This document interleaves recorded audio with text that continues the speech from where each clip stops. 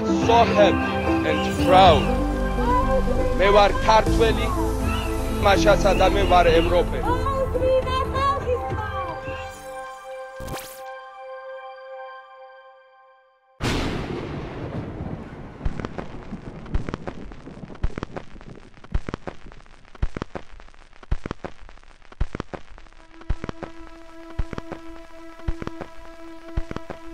როდესაც გამოცხადდა საქართველოს დამოუკიდებლობის აღდგენა, წინა დღეს გავიგე სრულიად ჩემთხვევით, ჩემი კოლეგისაგან, რომელმაც უნივერსიტეტში მითხრა, რომ ხვალე ხელისუფლება აპირებს დამოუკიდებლობის აღდგენას.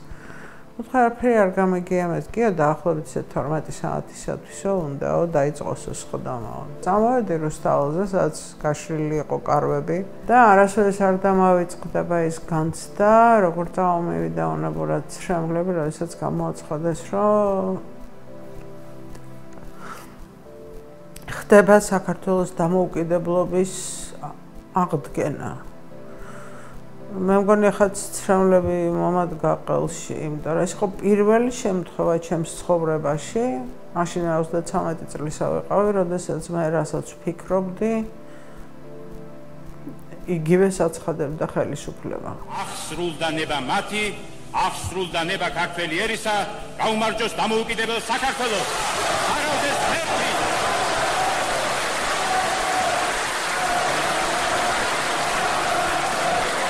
ეს იყო ზუსტად იმ გაერთიანების მომენტი, როდესაც მე ვიყავი იმ ქვეყნის მოქალაქე, რომელსაც ყავდა ხელისუფალი, რომელიც ამბობდა იმას, რაც მას უნდოდა. ამიტომ მე იმ დღეს ვიყავი ძალიან ბედნიერი ადამიანი, ძალიან იშვიათად ყოფილვარ ესეთი ბედნიერი ადამიანი და ხასოს რომ ზუსტად იმიტომ რომ მე არ ვიყავი მრგვალი მაგიდის ამომრჩეველი, მაგრამ ამასთან არაფერი კავშირი არ ქონდა იმას. მთავარია რომ ქვეყანა აცხადებდა დამოუკიდებლობის აღდგენას და ქვეყანა ამბობდა რომ მე მინდა ვიყო დამოუკიდებელი სახელმწიფო. აი მე რაც მოხდა და მანამდეც შემიძლია გითხრათ რომ ეს აჩვენებდა აბსოლუტურ უმწიფარობას. ჩვენ შორს ვიყავით ძალიან იმისაგან რომ დამოუკიდებელი არსებობა შეგვენარჩუნებინა, მე გულისხმობ დანაკარგების გარეშე და დანაკარგი ძალიან დიდი იყო. ეს არის სამოქალაქო ომი, ეს არის აფხაზეთის დაკარგვა, ეს არის ცხინვალის რეგიონის დაკარგვა იმ თვალსაზრისით, რომ ამ წუთას ის ოკუპირებულია, ხო? და ეს ნიშნავს იმას, რომ ის ტერიტორია, რომელმაც გამოაცხადა რომ ვარ დამოუკიდებელი ქვეყანა, ავადგინე დამოუკიდებელი ქვეყანა, უძლური აღმოჩნდა იმისათვის, რომ თავის ტერიტორიაზე თავისი იურისდიქცია განახორციელებინა. ხელისუფლებაც ძალიან ბევრს ცოდავდა, მართალი რომ ვთქვათ, იმიტომ რომ ადამიანი თავისი გუნდით მოდის 99-96%-ით და რატომღაც წინ მთავრობის სახლის წინ ისევ კარვებია გაშლილი. ვის სჭირდება ეს კარვები, ხო? ან რატო უნდა განთავისუფლდეს ყველა დაკავებული თანამდებობიდან, როდესაც აქვს გარკვეული გამოცდილება და მის ნაცვლად უნდა დაინიშნოს მაგალითად, როგორც ერთ-ერთ რეგიონში მოხდა მედოლე. ხო? მარტო იმიტომ, რომ ის მხარს გიჭერს. ანუ მე იმის თქმა მინდა, რომ როგორც ხელისუფლება, ასევე ქვეყნის მოსახლეობა აღმოჩნდით რაღაცა ბოდიშვიხტი საკუთარ თავზე ვამბობ უპირველეს ყოვლისა უვიცები როგორც მოქალაქეები დამოუკიდებელი სახელმწიფოსი. მე მოვიშველიეთ ბევრი არგუმენტი, რომ აი ის შემოგვესია, იმან ეს გააკეთა ცუდი და ასე შემდეგ და ეს ყველაფერი სახეზე იყო ჩვენთანაც და ბალტიისპირეთშიც. უბრალოდ ბალტიისპირეთში მოქალაქეების რეზისტენტობა ეფუძნებოდა იმას, რომ პოლიტიკურ, კულტურულ და შემოქმედებით ელიტას და ინტელექტუალურ ელიტას კარგად ჰქონდა გათვლილი და ისინი იყვნენ აქტიურად ჩართულები იმაში, რომ მინიმალური დანაკარგებით ეს თავისუფლება ყოფილიყო შენარჩუნებული. და მათ ეს წარმატებით მოახერხეს კიდევაც.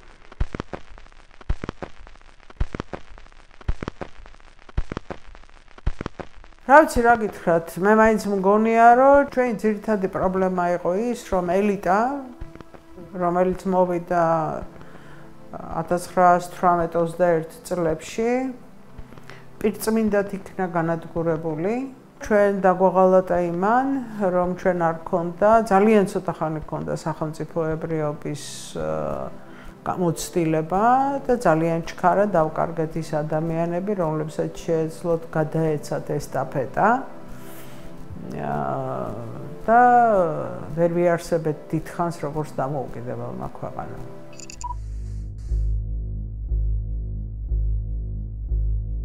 ავეცი ეს ბევრს არ მოეწონება, მაგრამ არაფერი არ გწხია ჩვენ 18-21 წლის.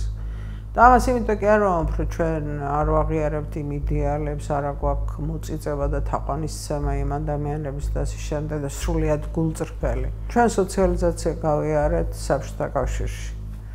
და საბჭოთა კავშირში მაშინდელი მოდუსი იყო ესეთი, რომ თავარია მე როგორმე გადავრჩე, ვიყო ჩუმად და მეორეს რა დაემართება ამას მნიშვნელობა არ აქვს. თუ მე ჩუმად ვიქნები, მე შეიძლება საფრთხე ავერიდო თავიდან. თუ შევხედავთ კომუნისტურ პარტიას, რომელშიც ცხადია ფუნქციონირები იყვნენ, სხვა შორის საქართველოს ძალიან საინტერესო მაგალითია, 400,000 ადამიანი იყო კომუნისტური პარტიის წევრი. 1989 წლის 9 აპრილის შემდეგ ეს 400,000 სადღაც გაქრა პირწმინდად. ანუ დაიშალა. რაც ერთ რამეზე მიუთითებდა, რომ მე კომუნისტური პარტიის წევრი ვარ, არა სულით, გულით, მოწოდებით, მრწამსით, რაც გულისხმობს ნებისმიერი პარტიის წევრობას. არამედ მე კომუნისტური პარტიის წევრი ვარ მარტო იმიტომ, რომ სხვანაირად მე ჩემს კარიერულ განვითარებას ვერ შევძლებ. მე მგონია, რომ ამ წუთას საქართველოს მოსახლეობის აბსოლუტური უმრავლესობა ან კიდევ ყოველ შემთხვევისათვის ნახევარი მაინც, რომლებმაც სრულიად ბუნებრივად სოციალიზაცია გავიარეთ საბჭოთა კავშირში, ჩვენ ვრჩებით საბჭოური მემკვიდრეობის შვილები და მე ამას ესევე ვეძახი საბჭოური მემკვიდრეობა მოქმედებაში. როდესაც თავისუფალი ქვეყანა გიგანტურ ნაბიჯებს დგამს იზოლაციისაკენ, ახლა 50%-მა ვიცით რა არის ეს იზოლაცია. შიშის კანკალით მაქვს წამოღებული სოლოლაკიდან ვაკეში ნაბოკოვის წიგნი ჯაშუში. და მეორე დღეს მაქვს დაბრუნებული მთელი ღამე მაქვს ისე ნაკითხი. მე არასოდეს არ დამავიწყდება ეს შიში, რომელთაც მე ეს წიგნი წამოვიღე. ამიტომ მე ისეთ იზოლაციაში ვიცხოვრე, რომ ახლა რა გითხრათ. მარტო მე ხო არ ცხოვრობდი ესე. ცხოვრობდნენ სხვებიც. იცოდნენ რომ შეეძლოთ სახში ლაპარაკი გარეთ არა. Homo sovieticusis ფენომენი ეგ არის. რომ შენ უნდა იცოდეს საზღვრები, ვისთან რა, როდის და როგორ შეგიძლია რა თქვა. ანუ რეალურად შენ ხარ გახლეჩილი ადამიანი. აი ეს გახლეჩილობაა, რომელიც საბჭოთა მემკვიდრეობიდან მოყვება. და არ გჯერა იმისი, რომ რასაც ვფიქრობთ, ის უნდა ვთქვათ. და უნდა ვემსახურებოდეთ, რადგან ადამიანები უპირველეს ყოვლისა ვართ სოციალური და სულიერი არსებები, გადარჩენა არ გულისხმობს მარტო იმას, რომ შენ საჭმელ სასმელით იყო უზრუნველყოფილი. და ის ხალხი, რომელიც გარეთ დგას ის 10-13% მთელი მოსახლეობის, რომლისთვისაც ღირებულება არის თავიანთი ადამიანური გამოხატვის აუცილებელი ფორმა. ერიხ ფრომი წერდა, რომ მე არაფერი არ მაქვს გასაყიდი ჩემი შრომის გარდა. აი ეს ხალხი დგა გარეთ, ვისაც არაფერი სხვა არ აქვს გასაყიდი საკუთარი შრომის გარდა. კვალიფიციურ შრომას გულისხმობთ ასეთ შემთხვევაში და მათი შემოსავალი არის ის, რაც მათ შეუძლიათ რომ გააკეთონ.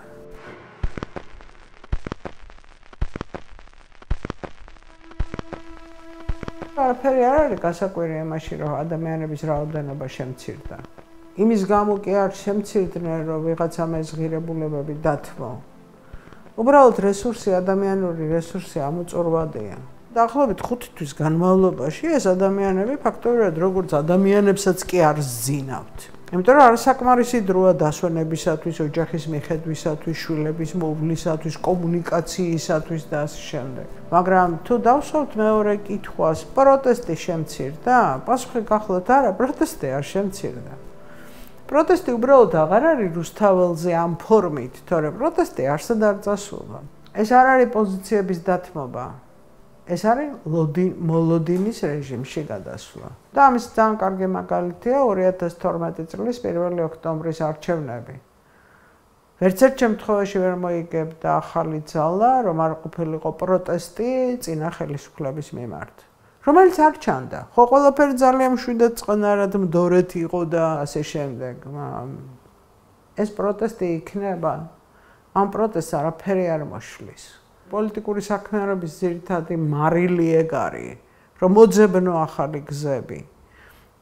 5 თვის განმავლობაში, როდესაც ვერ აყენებს საშველს იმას, რომ შექმნა სტრატეგიული დაგეგმვის ელემენტალური ჯგუფი, რომელიც დაითვლის თუნდაც ამ ადამიანურ ფაქტორს, ხო? დაღლას დაითვლის. საერთოდ რაზე გვაქვს ლაპარაკი? ისინი ჩვენზე ჭკვიანები არიან. ისინი ბევრად უფრო ჰუმანურები არიან, ვიდრე ვიყავით ჩვენ, იმიტომ რომ ჩვენთვის მტრისა და მოყვარის ხატი გადიოდა იმაზე, ვის მიმართ უნდა მქონოდა აგრესია და ვის მიმართ არა. და ისინი არ ჩერენ მტერსა და მოყვარეს, მაგრამ აგრესია მტრის მიმართ კი არა აქვთ, არამედ მტრის ოღონდ მე გულისხმობ თანამოქალაქეს და არა გარეშე მტერს. არამედ ისინი მას უდგებიან როგორც თანასწორს და აძლევენ უფლებას, რომ კონდეს სხვა აზრი. ამით გჯობიან ისინი ნამდვილად.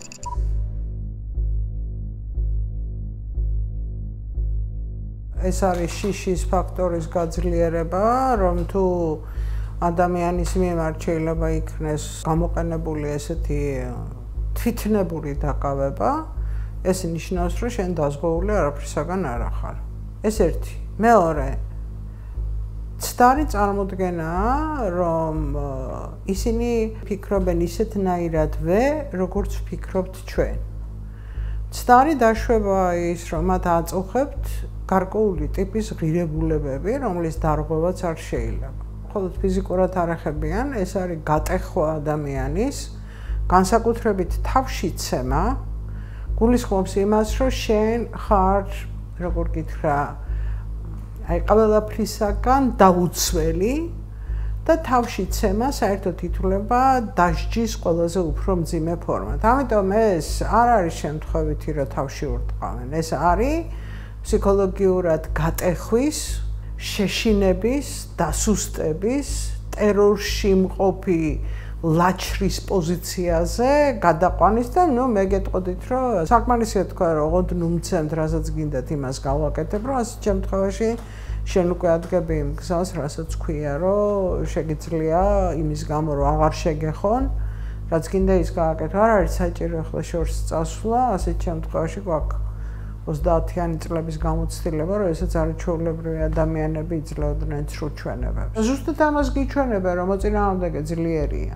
თუ გახსოვთ ერთ-ერთმა თქვა, რომ მომადგაო და მითხრა, რა ლოცულობ გშველისო, ცინიზმი იმისათვის, რომ შენ გითხრა, რომ არც ერთი შენი ღირებულება აქ არ მუშაობს. შენ ხარ უსუსური, რასაც მინდა იმას გაგეკეთებ.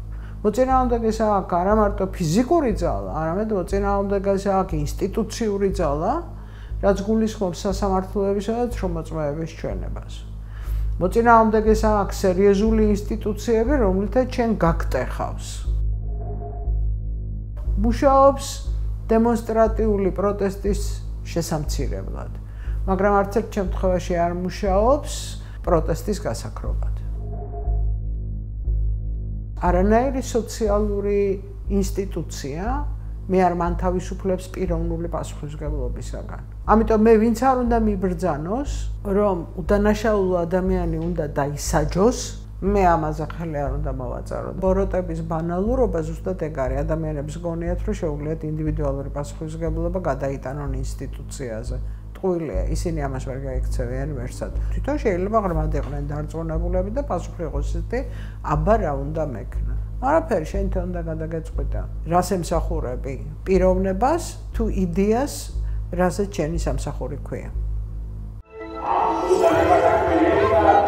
We are so happy and proud. მე ვარ ქართველი, მაშასა და მე ვარ ევროპელი.